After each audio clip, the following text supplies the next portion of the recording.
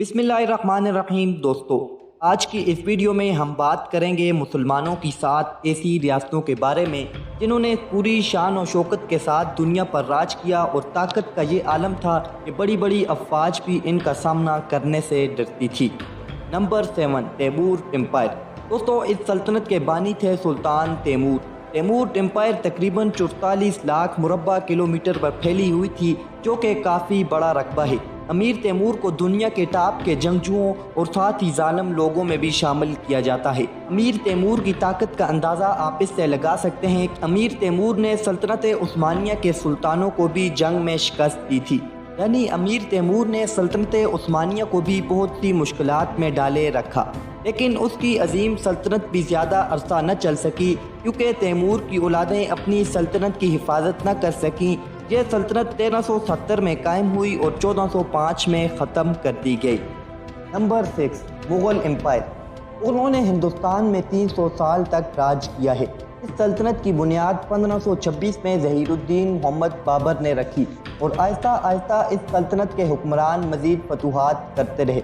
1690 में मुग़लिया सल्तनत के सबसे बहादुर हुक्मरान औरंगज़ेब आलमगीर ने इस सल्तनत को 40 लाख मुरब्बा किलोमीटर तक फैला दिया था। बदकिस्मती से औरंगज़ेब आलमगीर के बाद कोई ज़बरदस्त हुक्मरान इस सल्तनत में पैदा नहीं हुआ। बाद के हुक्मरान मज़ीद इलाके फ़तह करने के बजाय अपने इलाके भी गंवाते रहे और 1851 में यह सल्तनत अंग्रेज़ों ने ख़त्म कर दी। Number 5, ओटमान empire. नाज़रीन, सल्तनत उस्मानिया की बुनियाद उस्मान गाजी ने 1299 में रखी। यह सल्तनत 52 लाख मुरब्बा किलोमीटर पर फैली हुई थी। इसका अंदाज़ा आप लगा सकते हैं कि इसको ख़त्म करने से दुनिया में 40 ममालिक वजूद में आए। आप यकीनन सोच रहे होंगे कि इस सल्तनत को लोग इस्लामी तारीख़ की सबसे मजबूत और ताकतवर सल्तनत मानते हैं, लेकिन इसको नंबर 5 पर क्यों रखा गया? इसकी वजह यह है कि उस्मानी सल्तनत ने दुनिया पर 600 साल तक सुपर पावर बनकर राज किया। आगे आने वाली सल्तनतें बेशक बहुत ज़्यादा रकबे पर फैली हुई थी, लेकिन दुनिया पर सिर्फ 200 से 300 या इससे कम अरसा ही हुकूमत कर सकी। एक और वजह यह भी है कि उस्मानियों ने ही यूरोप के इलाके फ़तह करके उन पर हुकूमत की। इसके अलावा कोई भी मुस्लिम सल्तनत यूरोप में ज़्यादा कामयाबी हासिल न कर सकी। Number 4, golden hood. नाज़रीन, चंगेज़ खान की मौत के बाद जब उसकी सल्तनत अलग अलग हिस्सों में बट गई तो एक हिस्से पर बातू खान की हुकूमत आ गई थी। बातू खान ने मंगोलों से अलहदगी इख्तियार करके अपनी आज़ाद सल्तनत बना ली। 1252 में जब बातू खान के भाई बरके खान ने इस्लाम कबूल किया, उसके बाद से मंगोलों ने बड़ी तेज़ी से इस्लाम कबूल करना शुरू कर दिया। इनमें बहुत से बड़े लीडर भी शामिल थे। इस तरह चंगेज़ खान की बड़ी सल्तनत का एक बड़ा हिस्सा मुसलमानों के कंट्रोल में आ गया और गोल्डन हुड की इस रियासत ने तकरीबन 60 लाख मुरब्बा किलोमीटर के इलाके पर हुकूमत की। नंबर 3, खिलाफत राशिदा।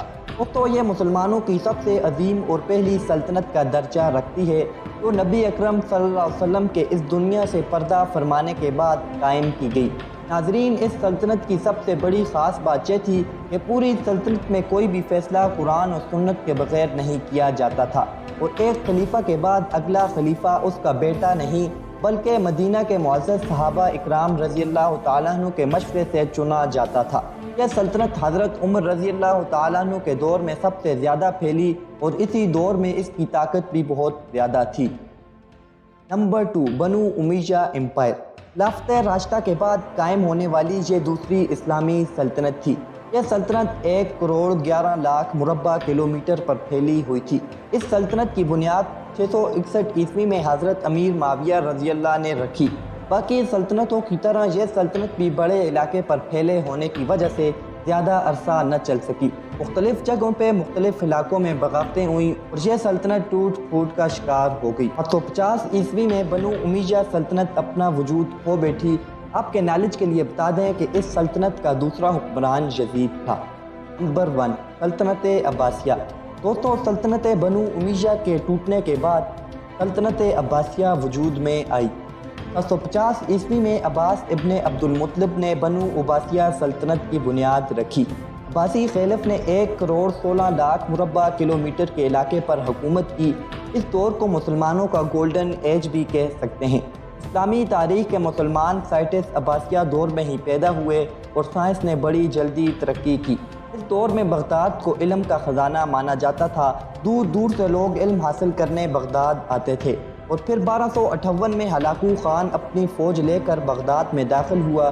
تاریخ بتاتی ہے کہ کئی دن تک بغداد کی گلیاں مسلمانوں کے خون سے لال رہیں۔ ہلاکو خان نے اتنی کتابیں ضائع کی کہ دریا کا پانی سیاہی کی وجہ سے کالا پڑ گیا۔ ہلاکو خان نے مسلمانوں کا گولڈن ایج ڈارک ایج میں بدل دیا۔ تو یہ تھی ہماری آج کی مختصر ویڈیو، اس میں ہم نے آپ کو دنیا کی سب سے زیادہ رقبے پر پھیلی ہوئی مسلم سلطنتوں کے بارے میں بتایا۔ امید کرتے ہیں یہ ویڈیو آپ کو پسند آئی ہوگی۔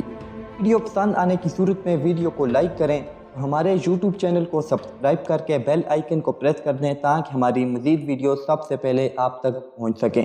ملتے ہیں ایک نئی ویڈیو میں، تب تک کے لیے اللہ حافظ۔